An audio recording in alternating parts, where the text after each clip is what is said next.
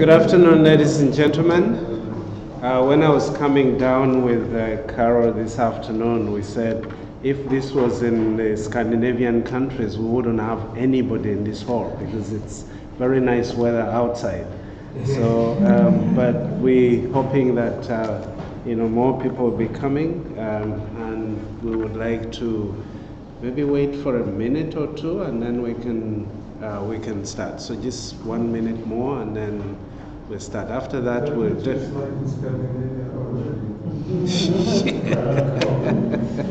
Yeah, my Scandinavian roots would definitely have made me stay out there, but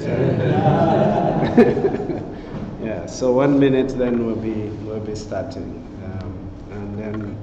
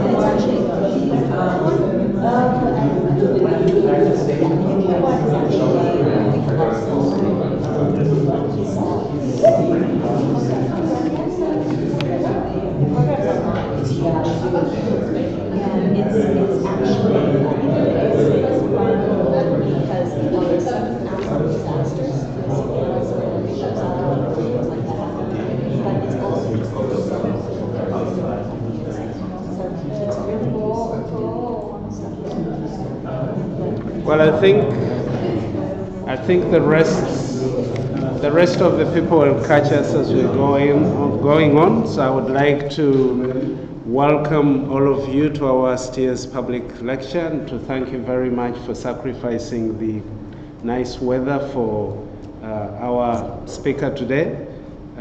Thank you again for coming and being part of this public lecture. And we would also like to thank the Stellenbosch University that continues to provide us with this space to engage with the broader public, as well as the community of scholars, especially within the Western Cape. But I'm now encouraged that we're having more scholars from other universities beyond the Western Cape. And we also welcome our scholars from Brazil that will be speaking tomorrow. So thank you very much for coming, and to remind us that we need to have more languages than English. So we'll try and practice and see if we can get there. So today, STIAS presents one of our current fellows, Professor Carol Summers, as our speaker, and she will be introduced by Dr. Tembani Dube from the History Department of the Stellenbosch University. So I will introduce Dr. Tembani, and then she will in turn introduce our speaker. Dr. Dube is a lecturer in the History Department at the Stellenbosch University, and her special interest is in pre-colonial African past, issues of identity and belonging, social and political history. And I think we're not want of those areas. So she must be a very busy person. She holds a doctorate from the University of Wits. And before joining Stellenbosch University, Dr. Dube spent almost a year and a half as a chief archivist with Wits Central Archive. So it kind of rhymes with the person that she's going to introduce in terms of interest. And she was in charge of processing deposited collections and inventory inventory creation. So we are very much honored that the person who's going to introduce Carol, they share a lot in common, as we'll hear from her. So Dr. Dube.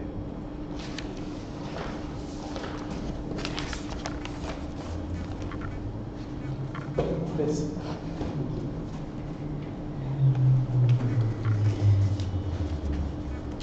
Thank you. Good afternoon to you all. As I've already been introduced, I'm Timbani Dube from the History Department.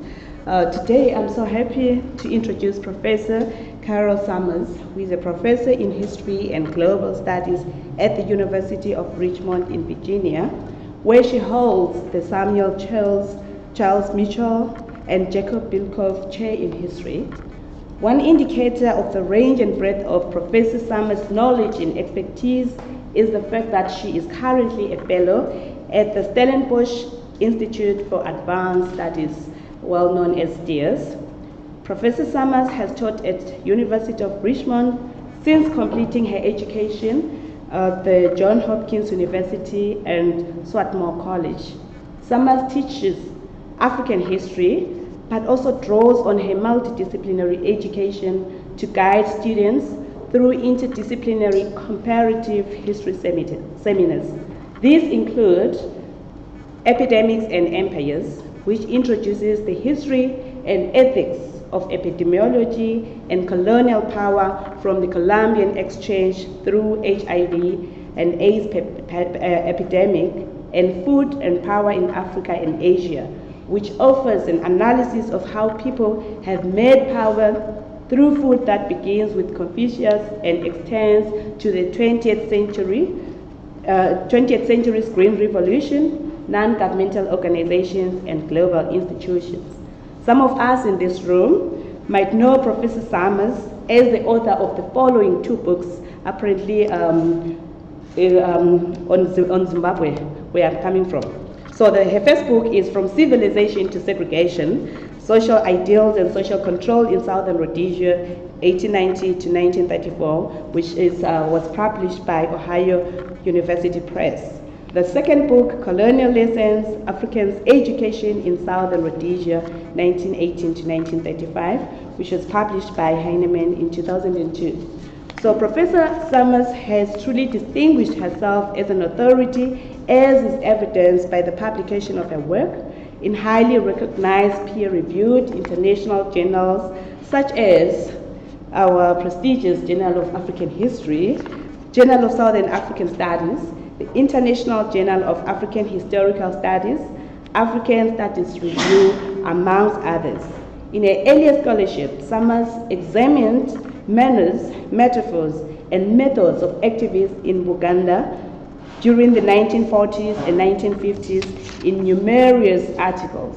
She's also written on students, parents, and teachers' efforts to learn, shape schools, and claim authority as educated people in colonial Zimbabwe.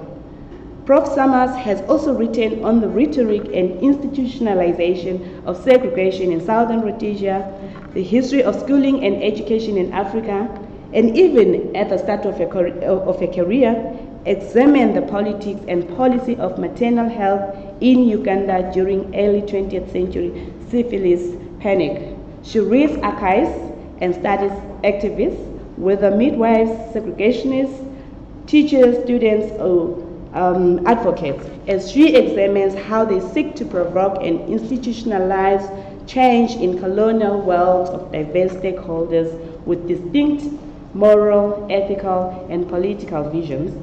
Professor Summers has also presented her work in international conferences and other academic spaces.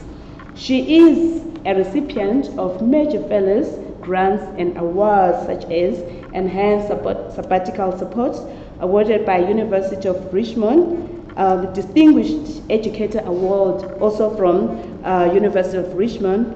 She also received Sabbatical Fellowship, which was awarded by American Council of Learned Societies, and also a fellowship from Northwestern University.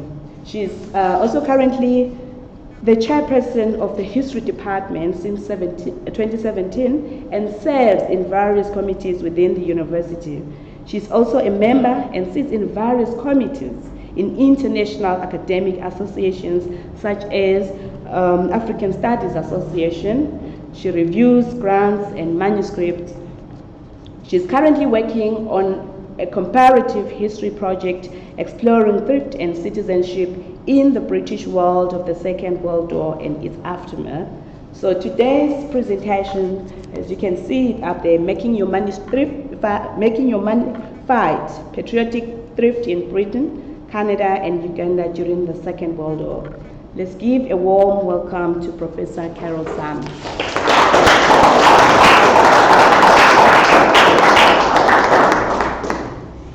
Okay. First off, my thanks to those who have allowed me to speak today. I thank Edward, I thank Hendrik, and I certainly thank Nell-Marie and Leonard for getting us up here with the technology, which hopefully I will be able to actually make work. And thank you for the introduction. I actually had a very elaborate framing introduction where I was going to mention things like citizenship, rights and duties, questions about what a citizen is owed and what a citizen owes their country. But I think I'm going to actually skip that and start with the kinds of things that you can see, and that will give you a better sense of what it is I'm working on. Because this project is not just about the big picture. I'll get there eventually, but this is a project that starts with very small observations and builds from there as I begin to realize some of the implications of those small things.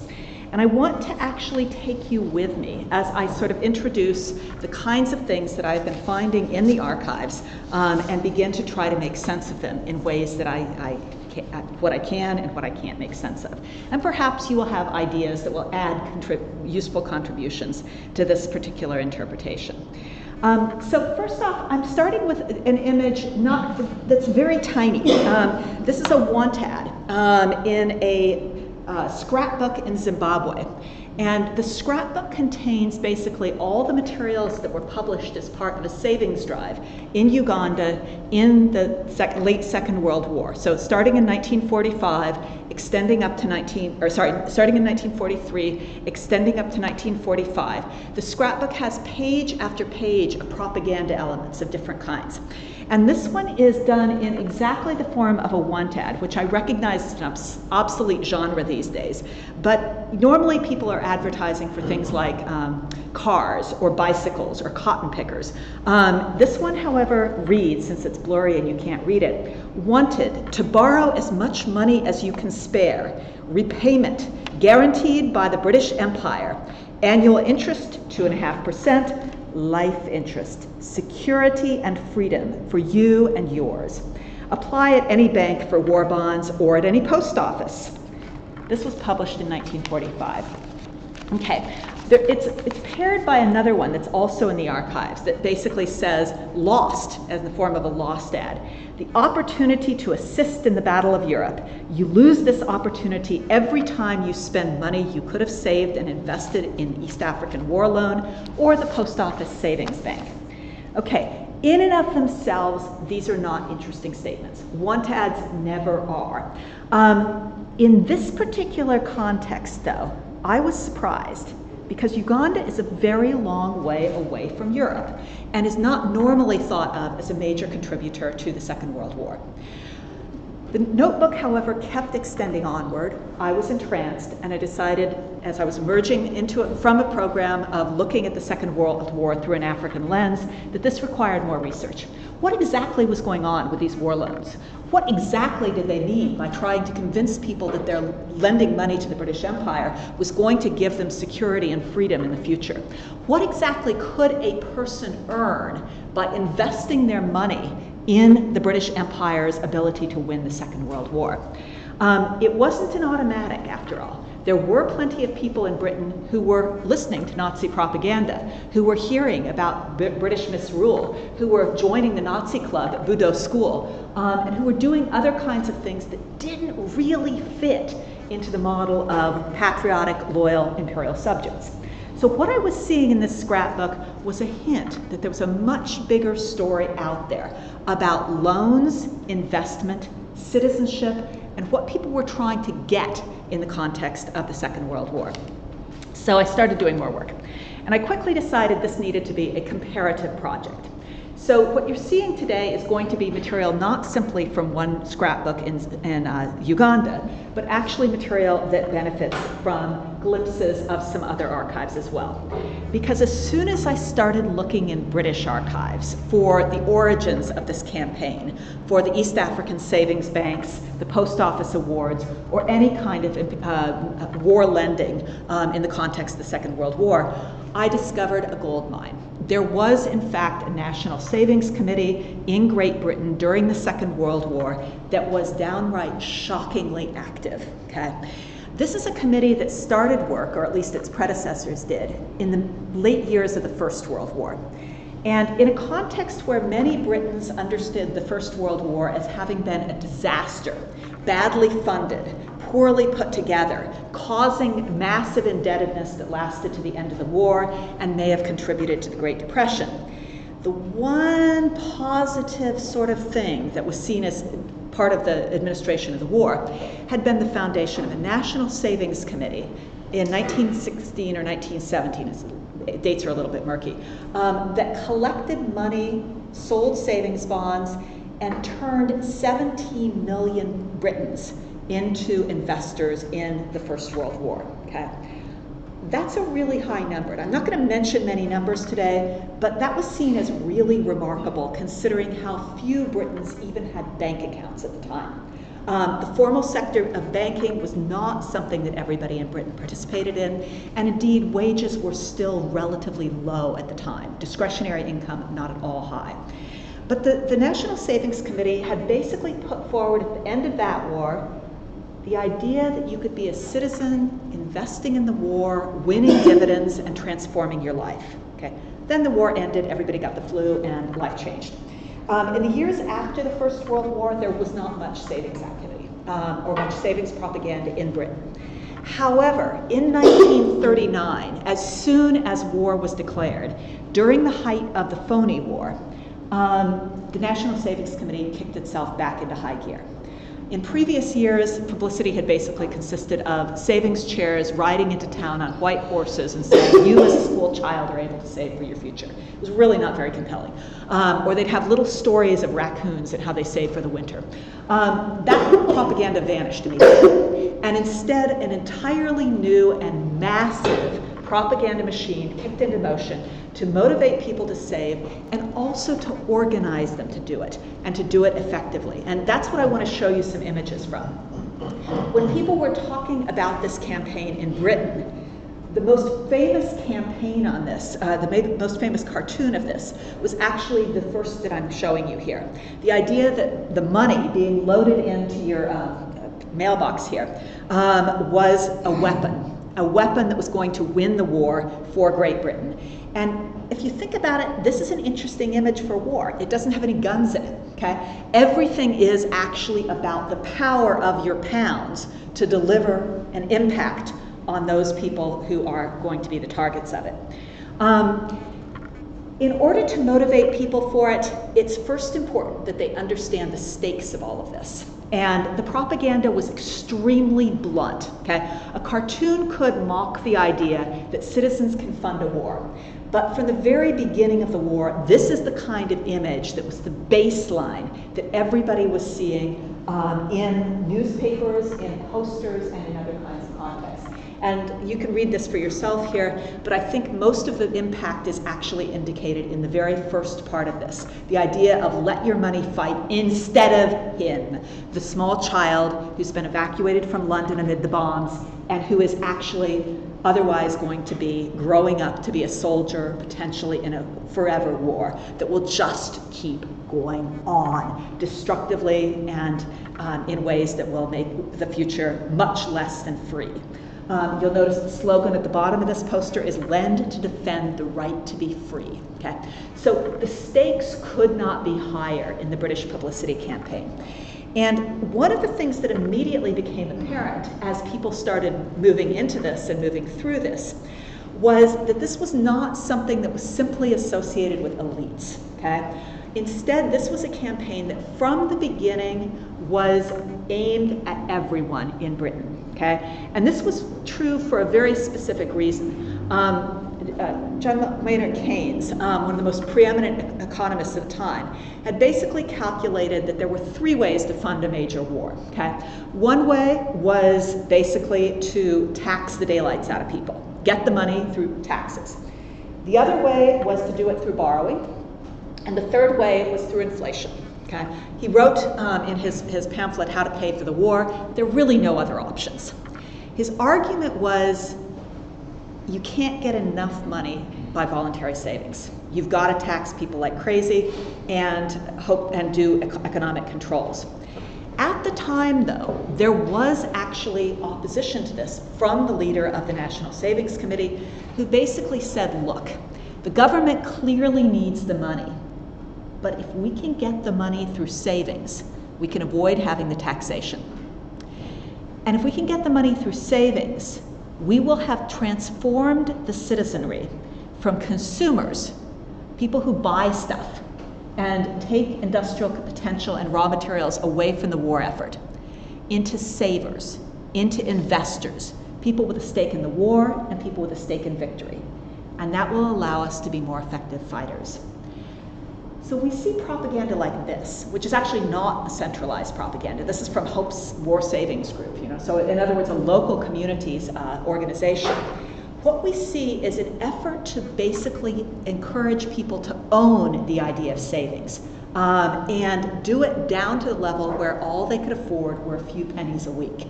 Even then, they could buy a clip, okay, of the bullets and be part of this particular effort.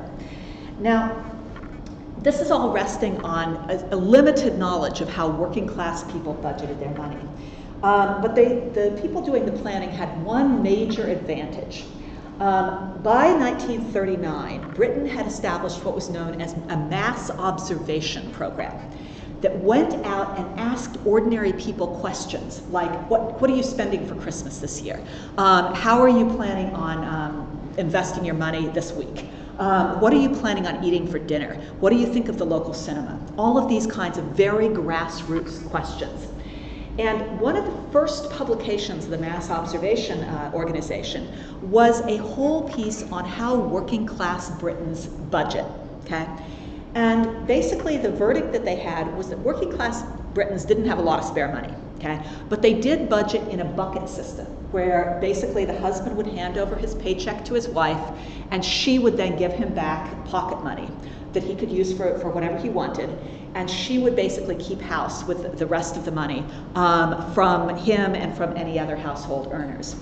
Now, this particular ad was published in the very first year of the war and indicated that the propagandists were very clearly trying to figure out what could be achieved by pulling money from ordinary people.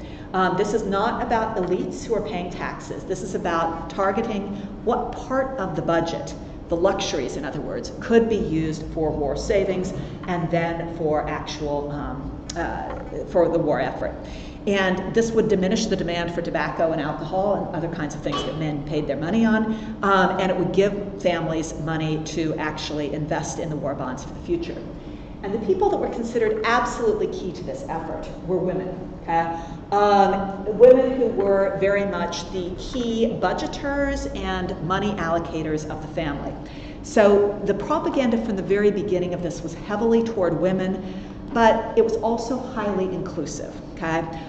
Because especially as the war kept going, the idea was to target very specifically each faction of society and mobilize them as savers, as investors in the war, as people who would actually be part of this initiative.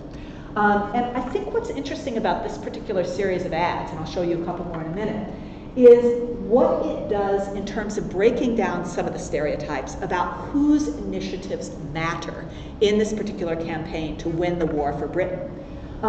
She chases Messerschmitts, that's a British vlogger. And the image is not simply one of a quiet little mother or somebody who's nice and all those kinds of things. The image is of a financier who's basically a demon for war savings and who shakes down her neighbors to make sure that they invest. And who's also quite keen to prevent them from spending money. The other image that I put up here is another week's ad And he's one of the boys in the back room. In other words, a newspaper carrier. And newspaper carriers were to be critical to this campaign. These were kids, okay? And one of the things this campaign did was it recruited kids not only to save their money in school groups, although it did do that, it also recruited them to go out to their neighbors and shake them down for cash that could be invested in war stamps, put together in war certificates, and eventually, as part of a savings program, into war bonds. And this was all intended, if you put it together, to create an entire culture of savings. The elites were supposed to be running the committees. So the idea that he brings down bombers is not simply through his own tax payments or through his own investment, but literally by putting together the campaign that everybody would be investing through. And the last ad that I'm going to show you from this particular series is also really interesting in terms of how the propaganda conceptualized the British public. Because this is two men, working class men by their costumes, who are literally talking about what is an appropriate level of savings, okay? And what is being downright selfish, shirking your responsibilities to your neighbors in favor of personal consumption. Yes, the man earns his own income, but why can't he actually do what needs to be done for the country, for ending the war, and for the community at large, okay?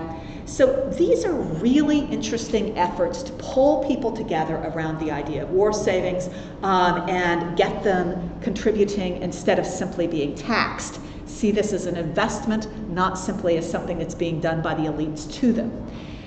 How to do that, though? This does not just happen. If people came to you, even your favorite newspaper carrier, and simply tried to shake you down for your pennies every week, you would probably just get annoyed, okay?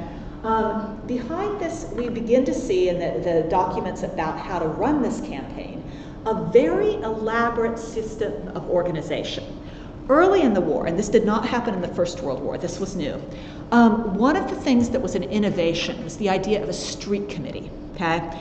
And what this meant was that on any given street in Britain, there would be somebody who was the secretary for the street committee, and she, and it was usually a she, but it could be an elder or a child, would basically go around to each household every week and collect their funds, okay, for their war savings, okay? And if, you know, somebody didn't have it in any given week, they'd say, really, you know, you owe us, come on, why can't you do this? You know, it needs to happen. And the idea was that the person keeping the book would actually twist arms as needed to prevent people from doing ostentatious consumption of any sort. You don't want to buy a new bicycle. You don't want to eat meat. What you want to do is make your savings payment that you've promised and you've had your arm twisted about. And this kind of thing talks about how this kind of thing worked on the level of street. It also worked in the workplace. It also worked in civic associations, such as like a church women's group. It also worked in the military. They had their own internal organizations for war savings. It basically was tried in practically every social organization within Britain. Organize the group, have responsible people shaking their neighbors down, put in workplace deductions, and basically shame anyone who does not contribute. Quite notable in this were some local efforts. For example, one community basically developed its own small posters, and if you had one person in your household give their money weekly, they got a small little tag to stick in their window. If a higher proportion of members of the family, you got a silver one, okay?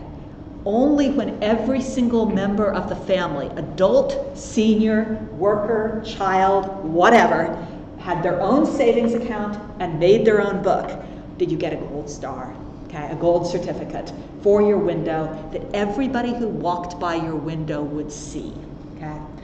This was an exercise in shaming people into public thrift. And ensuring that basically it was better in terms of your reputation to save than it was to go out and get a new dress, okay? A posher pipe, or any of the other kinds of things that you could have aspired to as a consumer. So this kind of civic organization was at the heart of this savings campaign and at the heart of how it tried to incorporate all kinds of people down through the working class, not just in the middle class, in these kinds of savings initiatives. Now, the thing I think is really important if we want to understand why this was particularly compelling is that this did not stop with peer pressure and shaming. It also tried, at least, to be intensely accountable about what was going on with that money, okay? This was an education program as well as an investment program. And so, and this is by no means an isolated example. Much of the propaganda early in the war involved very explicit accounting for what your money was being spent on, okay? And so you were being told, literally, not just that it costs £100,000 to field a squadron of Spitfires, but you were also being told that it costs, I'm not sure I can read this in my copy here, but like £3 for a greatcoat, or this much for gaiters, or this much for a bullet, okay? These kinds of things were details that people were expected to learn and expected to take ownership of. And at the beginning of the war, it was stuff, okay? Literally war weapons. There were entire drives structured around war weapons or ships or things like this. By later in the war, after the bombing had started, this had become even more dramatic. There was a town, for example, that bought 17 minutes of the war, okay? They basically designated a specific moment, they did a fundraising effort, and then during their 17 minutes of the war, they copied down everything that happened globally by the British military during those 17 minutes and claimed it as theirs, okay? There's another town that had been bombed heavily that ran a campaign where they said, take a map of a comparable town in Germany, cross it out into squares, okay, and you can pay to bomb the daylights out of the town in Germany, okay? Get your own back, okay? Very precise, very specific, and not just generic, okay? The idea is that you could do something very specific to win the war through your savings. So these are kinds of things that mobilize people as not just sources of cash, but educated, disciplined, and organized, thrifty savers who are supposed to be contributing to this. Now, this is good, that worked sort of, but it was clearly not enough by itself to basically create the amounts of money that were needed. So one of the things the committees had to keep doing over the course of the year was raising the stakes and making sure that everybody kept thinking about this, rather than being numbed by daily bombings or by the difficulties of finding their food during rationing, or by the complications of living their lives when their husbands were away at the front, or where women were now being drafted as well into the workforce. And so one of the other levels of propaganda that was quite critical and tried to make the stakes of this clear was not just the image of the child, but also the image that if you did not save, not only were you being selfish, but you might actually be killing your neighbors. Your neighbor, or at least your neighbor's husbands, okay, who were off at the war. Their lives are at risk if you do not pay to shorten the war, to make a difference, to basically create a better future. There was a bit of a fight over this among the professionals who said maybe we're being a little bit too gruesome. But the conversation was interesting because the propagandists and the leaders of these different committees basically said, yes, it's terrifying to look at these images of bombed out households. It's really disturbing when people are selling war bonds on top of the shell of a building after it got hit by a bomb. But it works, okay? And it's necessary. And so basically this kind of propaganda went forward.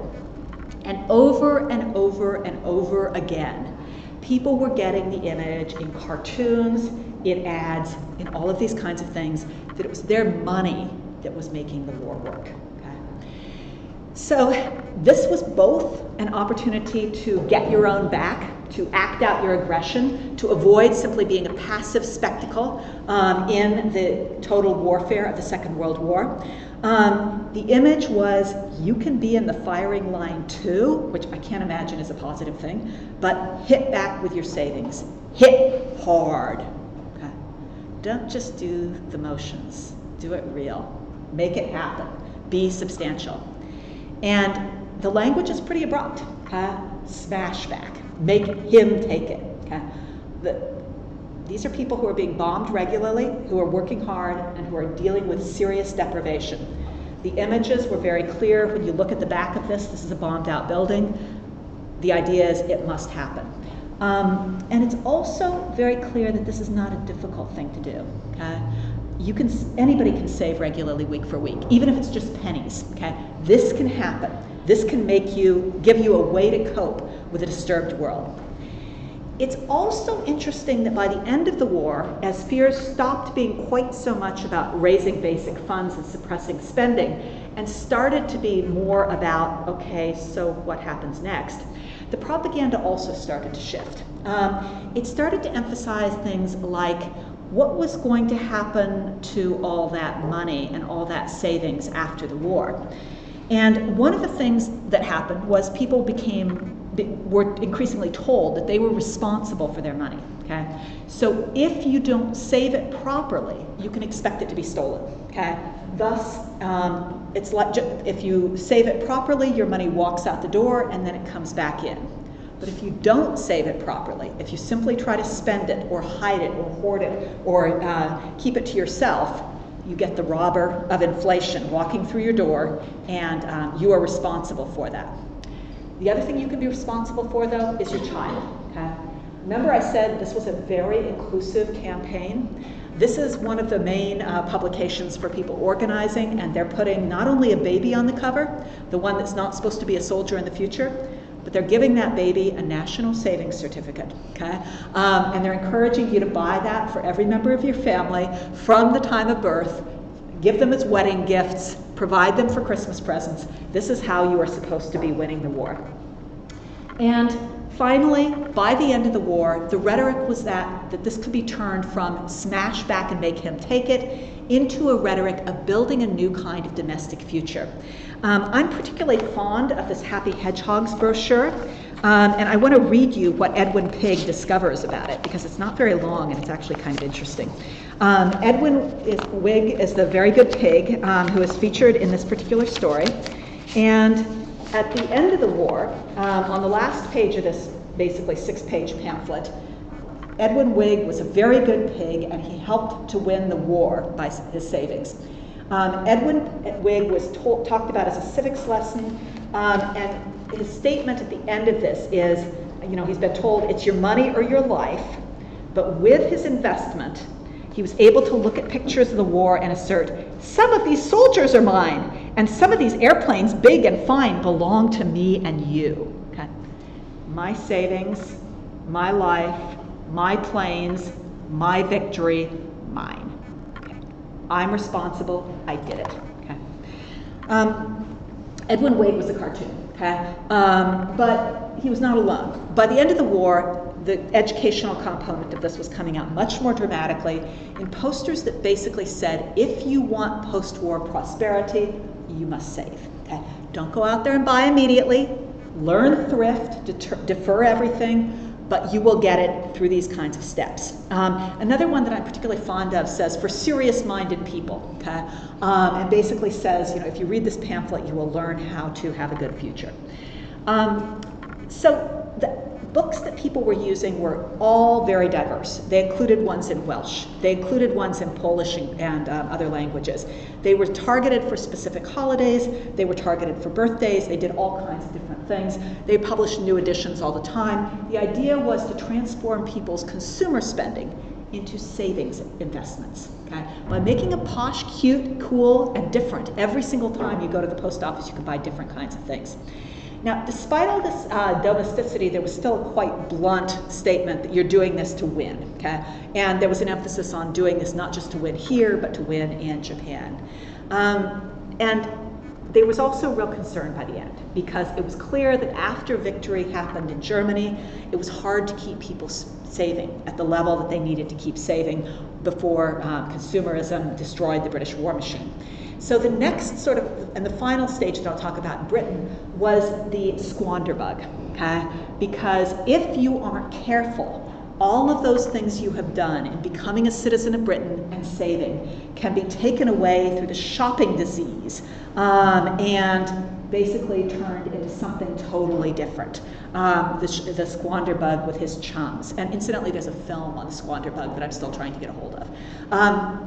And one of the things I think is really interesting graphically about these particular posters is, if any of you have seen venereal disease posters from the Second World War, the squander bug is advertised in exactly the same kinds of graphical formulations as the dangers of being picked up by venereal disease. So basically, Britain was quite intensively into these kinds of efforts and tried to transform people's participation in the war and built that into institutions. By the end of the war, the sheer number of people involved in national savings was a good proportion of the population. It hadn't avoided the need to raise taxes, but it had diminished it substantially, and more to the point, spending £1 million or so on these kinds of propaganda campaigns, recruiting so many volunteers, created a situation where people could literally say that they had won the war. The label we sometimes use for the British War is the People's War. And one of the main reasons why that's true is not just the idea of men who are drafted into combat or war assignments, but also this notion that everybody in the country had been an investor in these kinds of things. Now, as I was trying to understand the significance of all this and put it together with the Ugandan material, I thought I needed another data point. And so I looked as well at Canada, because Canada is just north of the US and is convenient, and nobody talks enough about Canada. Canada matters. And one of the things I found out very quickly was that Canada was the banker of Britain during the Second World War. In 1939, as the war broke out, Britain just about went broke. And I'm talking about literally not being able to make basic balance of payments funding in the first year of the war, before the Americans came online. And what saved them basically was the Canadians, who came across with huge amounts of foreign exchange, because the Canada dollar was not part of the sterling zone. And I don't want to go too much into that because it's really boring, very important, but really boring.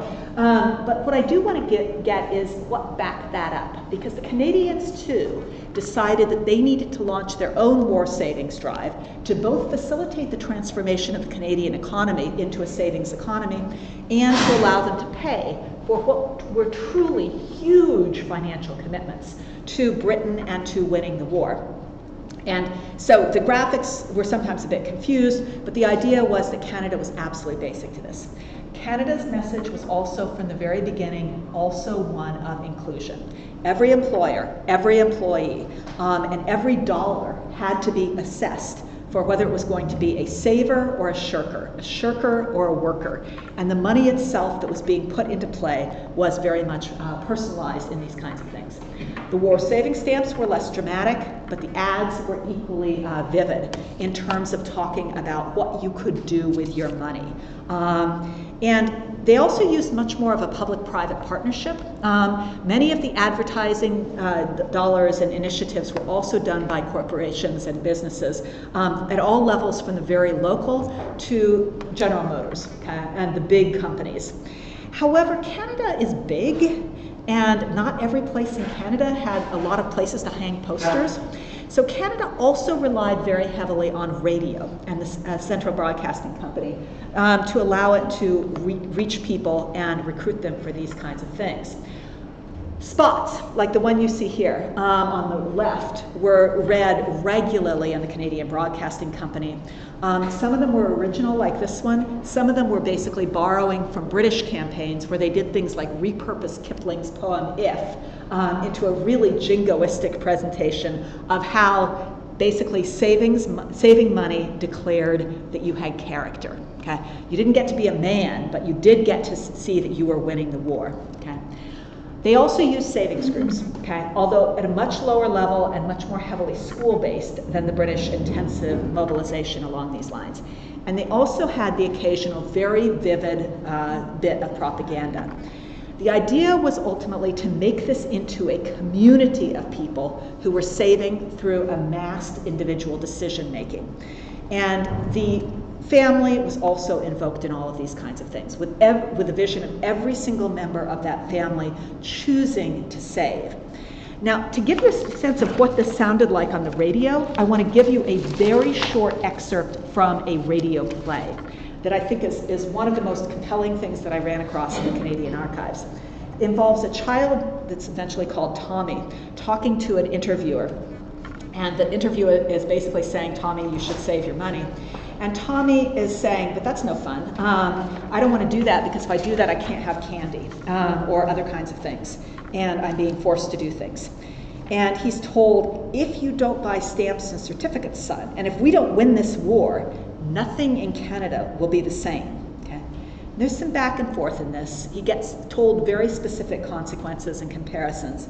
And Tommy's final statement is, gosh, mister, I'll buy stamps, and I'll tell my gang to buy stamps too. Okay? In other words, just as in Britain, everybody is to be mobilized both for their individual efforts and for the community. Okay? Get other people to do this. Use peer pressure. And this particular play ends with a really disturbing song that I'm using a short version of it, but if I were a Greek child, I'd be starving in the street. But I am a Canadian, you see, and free. Buy your stamps. If I were a Russian child, I'd be crying a little while. But I am Canadian, you see, and free. Buy your stamps. If I were a French child, I'd be digging a grave for my mother. But I am Canadian and free. Buy your stamps. If I were a Polish child, but they're all dead, you see. So buy your stamps. Okay? Now, buy your stamps, do your share for kids like me over here and for kids like that over there. Think it over, Canadians. Okay. I know you can't quite tell it from my rendition. I have no idea what the melody is. I'm not going to try to sing it, but I want you thinking about the iconography here. Okay. This is an image of an utterly scary world outside. Okay, that Canadians can save through individual self-discipline and through pride in being Canadian and free. Okay. It's not just that you're going to get good things, you're going to get freedom by your savings. And you're going to, moreover, have earned that good thing by savings. Okay? So the kind of visions of a family, with each member saving and saving voluntarily to fight this war and make the peace that follows, is a declaration of ownership. Okay? And it was an important declaration of ownership in the context of Canada, because it meant that you could become Canadian by investing in the war. The Indigenous peoples of Canada, the First Nations, they did not have economic rights at this point. They were not emancipated. They couldn't leave the reservations without permits, okay? But they could invest in the war. And by doing so, they could make a claim on Canadian identity. Women in Quebec did not have the right to have their own bank accounts at this point in time.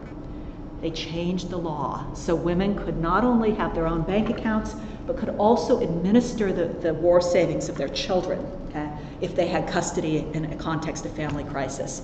This was something that gave individual Canadians new kinds of rights in the short term and promised them much more Canadian and free for the future.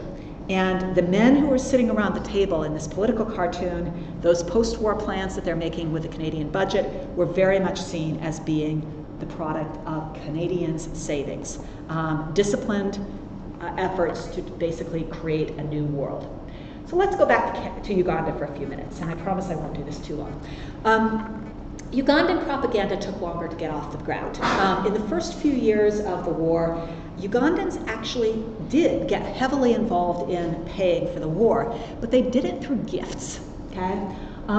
Basically, the Kabaka the king handed over 10,000 pounds, okay? I want to buy a plane for Britain, okay? There was about 100,000 pounds that went immediately at the beginning of the war from different Ugandans as part of Uganda's donation to Britain to help them defend themselves. As the war went on, there were more donations through the Uganda War Committee.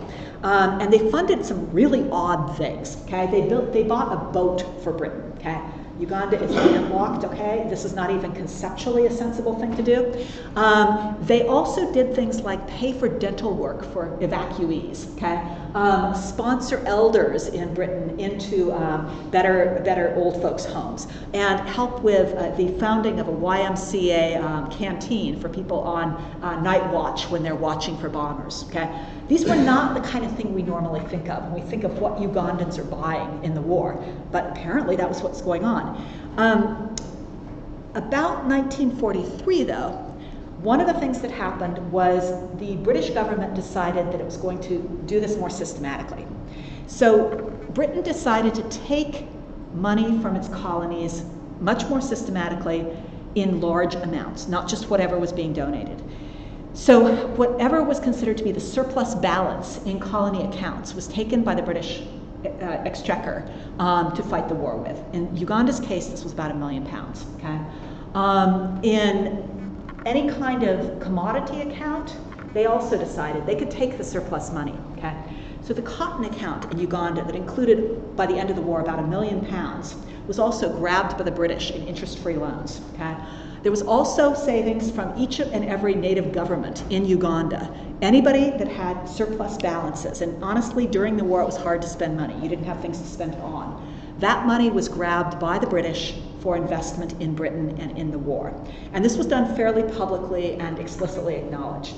Now, to make this part of something that would be seen as positive rather than be seen as imperial theft, it was combined with a campaign for individual investment in the war in Uganda through East African savings bonds. And there's a tendency to see these as a white thing, okay? Something that civil servants invested in the colonies. It was certainly a campaign that was initially led by the Kenyans, and they had a lot of white people that were investing in them. But the propaganda makes clear from the very beginning that this was not just about white people buying bonds. It was part of a bigger global effort to try to make sure that anybody in the colonies who had the ability to save money did so. And this particular one is collected and then redistributed within Britain so that people can see how the Nigerians are doing this. But the rest of these are actually ads from Uganda that were very explicitly about what you could do with your savings, how this is all a vital concern to you. And it included in some of the less graphical presentations some very specific instructions on how to open a postal savings account, okay? How to do this, what you could do with it, and what you could expect to achieve through it. This included buying victory and earning it. You had accountability as you watched the money go up.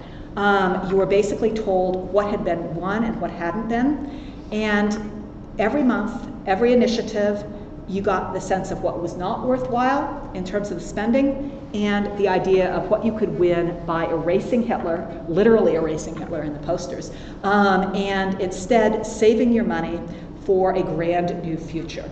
And just as in Britain, one of the emphases was on how this would actually create a situation where you would be safe, your money would be safe, and so on. One of my favorite examples of this is a radio play that was done in Uganda and Kiswahili that basically included two people, voice of the town, discussing this man who had died and how they dug up every corner of his garden and his house looking for his savings, and they couldn't find it. And if they'd saved it in war bonds, they'd be fine. Okay? This, however, no. By the end of the war, post office savings, built up savings by soldiers, amounts due in native accounts, and also due to commodity savings, amounts due to the government from even the non-interest bearing accounts, meant that the governor was able to describe Ugandans as having saved quite abnormally during the war and being owed a tremendous amount of money and attention in the future, even though during the war the funding had basically stopped for anything. And so Ugandans were actually pretty confident by the end of the war that they were owed things. Okay? They demonstrated individual discipline, they'd shown communal sacrifice, they'd been good citizens of the empire, reciprocity was appropriate, and they started asking for it. They weren't getting it. Okay? The immediate strike in January of 1945 was basically for Ugandans to get the same kinds of war bonuses that white and Indian employees of the Ugandan Protectorate were getting. They did get it eventually, but they had to strike for it. And it was pretty minimal. And people were shot. And in the course of that particular general strike, and there's some contention over what exactly it consisted of, the man who had been one of the leaders of the War Savings Committee in Uganda, Stanley Chisingiri, was actually sent into exile in the Seychelles, despite the pleas of his collaborators, as somebody who was no longer acceptable in Uganda. After that, it was really hard to argue that you're Canadian and free, or whatever the Ugandan equivalent was, that you are buying the future. Some of those soldiers are mine, and some of those airplanes too, like Edwin Pigg. In fact, we can sort of look at the formation of the Bataka movement and some of the other kinds of mobilization up to 1949 as the logical result of people who had saved, who had bought patriotism, who had tried very hard to win this war, had done what they were being promised, and now found themselves passing the, I don't know if you guys can see it, there's a basket in this one, passing the basket again for new kinds of money to send their representation to London, to ask for new kinds of rights, and to ask for basically their authority back. So when we stick all of these kinds of things together, it's really hard to figure out yet, I'm still working on this, what my conclusions are. But I want to leave you with several big concepts and thoughts that have come out of this kind of archival examination. The Second World War was big, it was a crisis, it was dangerous, and it was dramatic. Okay? That may have shaped more than anything else why it was possible to have this kind of big initiative that called for loyal subjects to basically save the world. Okay? Part of the idea behind this entire thing was anti-consumerism and thriftiness, and what you could achieve through these kinds of things. In the process of pushing these kinds of goals, the program leaders were effectively negating the entire propaganda of what it meant to be a civilized human being in the colonial era, which was to basically spend money intelligently, to buy soap, to buy dresses, to buy canned beef, to buy all these kinds of things. Instead, everybody was being told patriotism, thrift, is all about savings, not spending. Okay? And this is how you show what you're up to. These campaigns were explicitly about individual accountability and choice, but they built that into new kinds of social organizations, both kind of amorphous ones like street committees and really basic institutions like post office savings banks. People went from being unbanked, to use the modern term, to being the proud holders of war savings certificates. And in the process, they felt like they'd earned some basic rights of citizens. Okay? They had some of those soldiers, they were Canadian and free, and they deserved Uganda back. Patriotism then was one of the things that had been ingrained over the entire war, and expectations followed. People didn't always get them. Worked better in Britain, where you get the Beveridge Report and all the social service changes. Worked better in Canada, where the economy boomed. Didn't work well in Uganda. Okay. Disappointment, betrayal, and as a result, and this is part, I'm not sure how hard a claim to make on this, but one could conceivably argue, and you can tell me whether you buy it, that one of the reasons why leading Ugandan activists shifted from asking asking Britain for their rights within the empire to asking for independence, because Britain, lousy, we're their creditor and they can't pay their debts back. Okay. I may have figured out a new path to get there. Okay. So keep thinking about that one, and I'll stop here. Sorry to go on so long.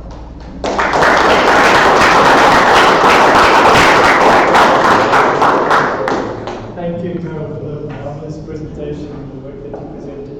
The floor is open for a couple of minutes of comments and questions. Please feel free.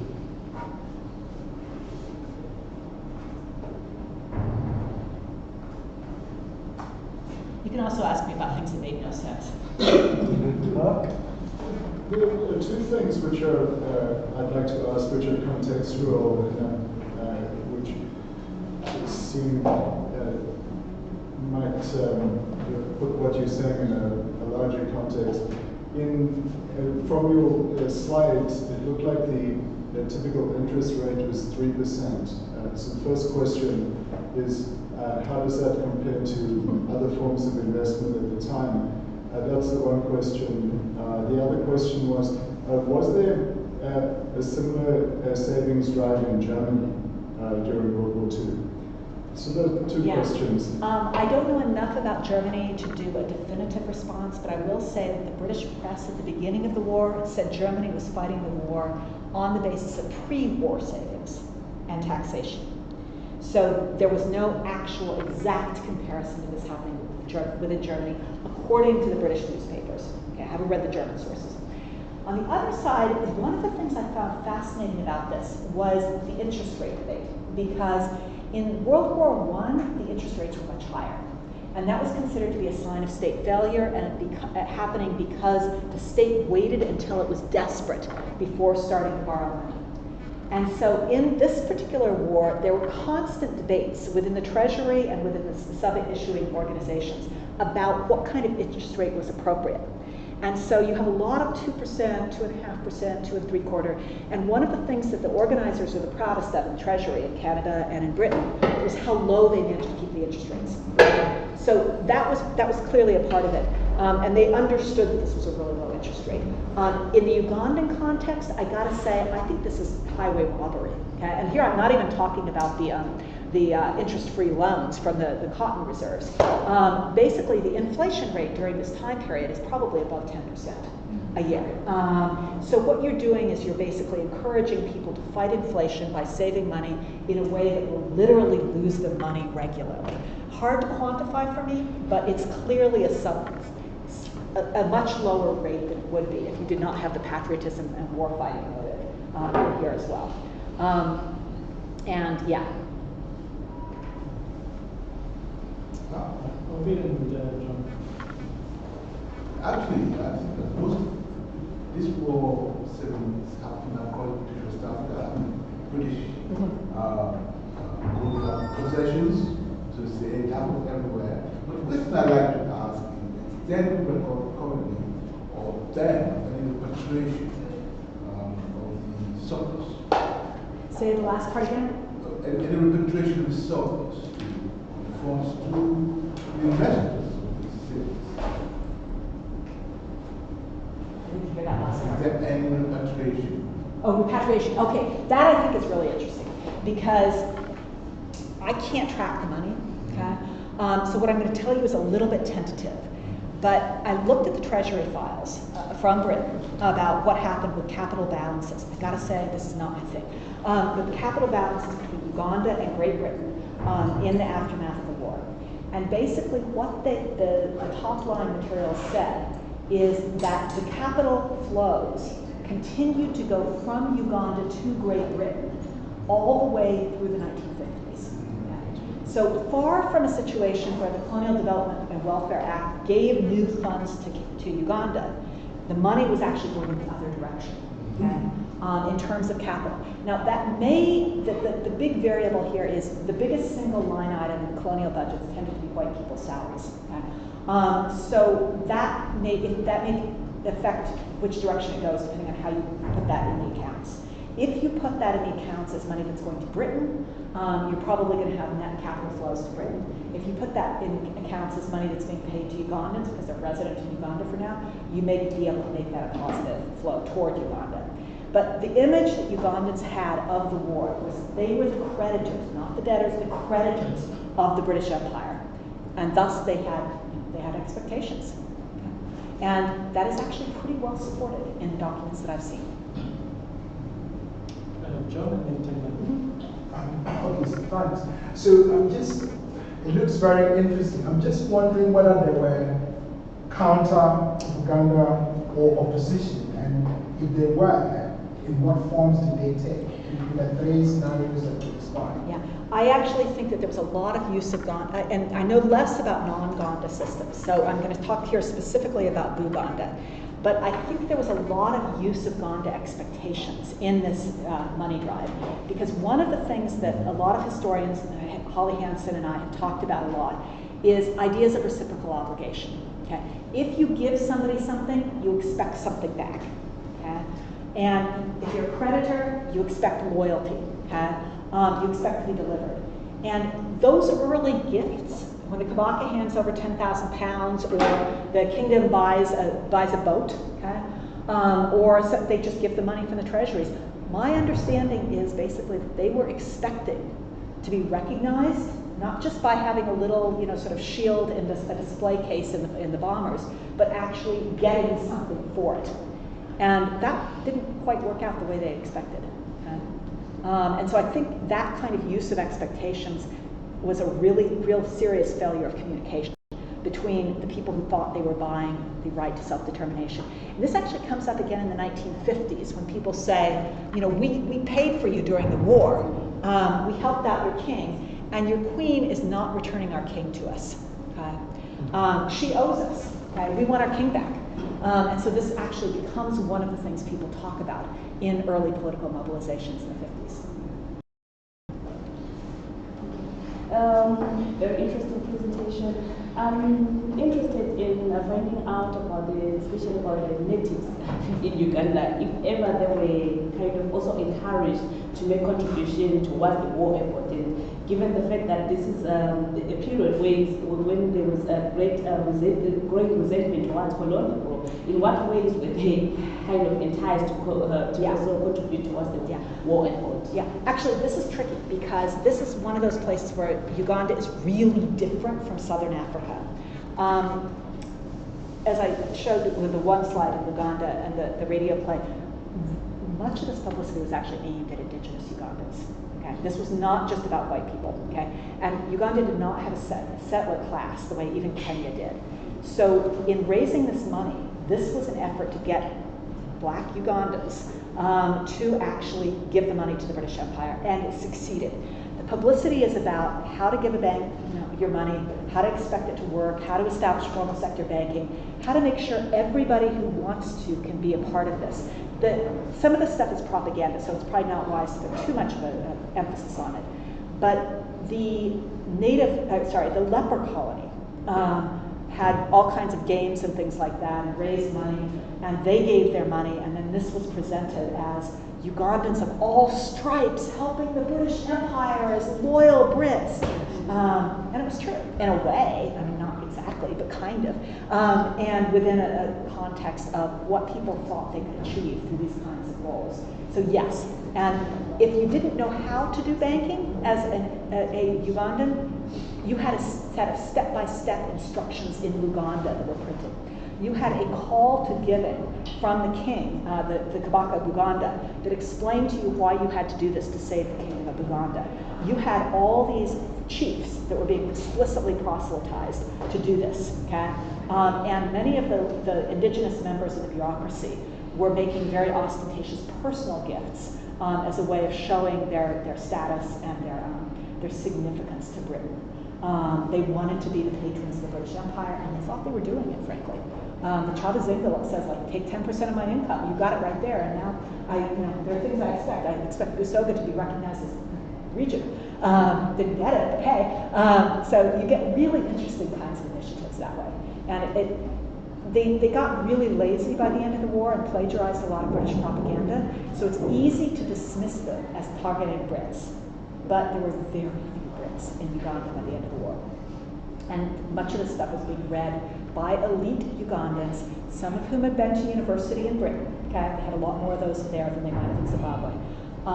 And they were actually, reading the Uganda Herald, and the one I showed there was actually in Matalisi, which is the government indigenous language newspaper. And they had other kinds of things that were printed and distributed elsewhere, along with the radio. Hendrik and James. Were there any signs of post-war disillusionment with the savings campaign in Britain itself? I expect there were. I also expect they were being censored.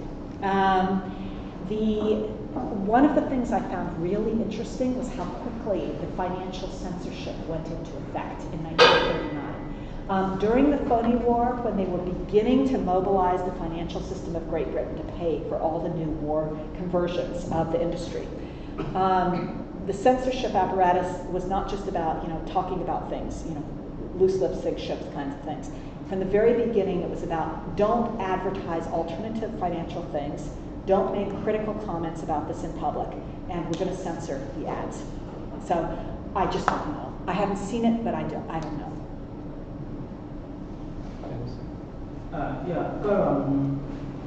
I'm intrigued by your observation about all the disenchantment with the expectations that those who are making this saving had, especially after the war, and how this shifted the focus from rights within the empire to striving for independence. And I want to ask for your comment on the fact that something similar to what you have just described actually was tried before by a particular group of subjects within the British Empire in East Africa more broadly, that is the Asians. The Asians, drawing on their contributions to building the economic foundation of the empire in East Africa specifically. We are kind of actually making this kind of demand Definitely. for independence.